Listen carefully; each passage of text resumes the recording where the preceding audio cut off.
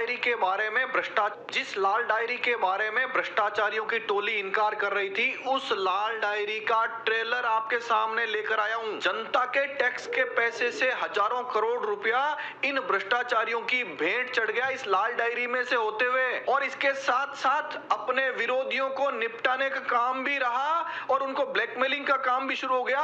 प्रताप सिंह खाचरियावास जैसे कई मंत्री भी इस लपेटे में आ सकते हैं। लाल डायरी में 26 करोड़ गौतम श्रीनिवास से आए थे, और गौतम श्रीनिवास कौन है? साउथ इंडिया का एक डमी व्यक्ति। उस खेल के पीछे असली खिलाड़ी तो नेता और कुछ अफसर थे। अब आप समझिए कि खेल हुआ कैसे। ट्रकों का वजन तोलने के लिए एक मशीन अगर आप खरीदना चाहें तो ऑनलाइन 1,25,000 रुपए में खरीदने के लिए उपलब्ध है, लेकिन यही मशीन आप अगर 100-200 की संख्या में खरीदना चाहेंगे तो आपको वही मशीन 95,000 में मिल जाएगी। अफसरों और नेताओं ने वही 95,000 की मशीन गौतम श्रीनिवास की कंपनी MVR टेक्नोलॉजी से लगभग 15 लाख में खरीदी। अगर मशीन 95,000 की होती तो भी कोई बात नहीं थी, लेकिन मशीन तो कबाड़ी से ली हुई थी, 5,000 की भी नहीं थी। तो मैं क्या करूं, इसके सामने 2 गाड़ियां तोली है, दोनों गाड़ियां वेट में कोई 15 टन अंतर दिखा रही है, कोई 20 टन अंतर दिखा रही है। इससे पहले मैं 4 जॉइंट रिपोर्ट कर चुका हूं, वो चारों में मशीन फेल थी, आज ये 5वीं बार भी फेल है। अब हम पे अननेसेसरी प्रेशर ना बढ़ाया जाए मशीन यूज करने का। कारण ये था कि इसका GST नहीं चुकाना पड़ता है। अगर GST चुकाना पड़ता तो यह ऑन रिकॉर्ड बोलता रहता और सेंट्रल एजेंसियों की नजर में आ जाता। अब मैं इस खेल को विस्तार से समझाता हूं। आपके सामने आ चुका है MVR टेक्नोलॉजी नाम की फर्म, जबकि वास्तविकता यह है कि जब इसको टेंडर दिया गया करोड़ों रुपए का, उस समय तक इसके पास कोई भी दस्तावेज इस टेंडर को लेने में सक्षम था, इसके पास था ही नहीं। जब हमने खोजबीन की, इसकी वेबसाइट देखी तो उसके वेबसाइट पर कोई सामान है ही नहीं। एक LEI नंबर होता है किसी भी फर्म या कंपनी के प्रमाणीकरण का, वह जिस दिन वर्क ऑर्डर जारी होता है उस दिन लिया जाता है। अब सवाल आता है, जिसके पास GST नंबर राजस्थान में है ही नहीं, उस व्यक्ति को काम भी दे दिया, टेंडर मिल भी गया, और पेमेंट करने की जब बारी आई, उससे कुछ दिन पहले उसने GST का रजिस्ट्रेशन लिया, लेकिन एड्रेस बिल्कुल फर्जी। उस एड्रेस पर MVR टेक्नोलॉजी नाम की कोई चीज है ही नहीं। मैंने खुद वहां जाकर देखा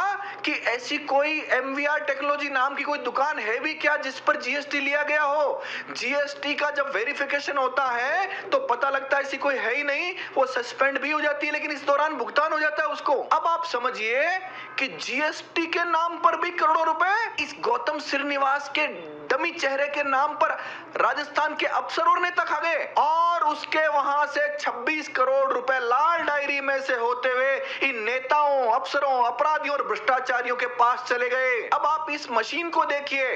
परिवहन विभाग खुद एक वीडियो बना कर कह रहा है, लेटर लिख कर कह रहा है, ये तो कबाड़ है, कचरा है। परिवहन मंत्री ब्रजेंद्र ओला ने जांच करने के आदेश दिए, लेकिन जांच करने के आदेश मुख्यमंत्री कार्यालय से हवा हो गए, क्योंकि यह पैसा तो लाल डायरी में गया था। यह पूरा मामला जब आप समझेंगे तो इस पूरे मामले में प्रताप सिंह खाचरियावास को बलि का बकरा बनाया गया है, और प्रताप सिंह खाचरियावास के खिलाफ FIR भी दर्ज हो सकती है और ED भी उसके खिलाफ कार्रवाई कर सकती है। राजस्थान विधानसभा में राजेंद्र गुड़ा पर इतने सारे नेता क्यों अचानक टूट पड़े? क्योंकि कुछ को तो लगता था कि हमारा कौन कौन सा काला घोटाला डायरी में आ गया है, और कुछ लोगों को लग रहा था कि हमारे नाम से क्या क्या गलत काम हो चुका है। यह तो एक एग्जाम्पल है, उदाहरण है। इस डायरी में ऐसे कई सारी एंट्रियां हैं जो नेताओं को ब्लैकमेल करने में भी काम आती है, और इन नेताओं के माध्यम से पैसे जो लाल डायरी में गए, उन लाल डायरी के माध्यम से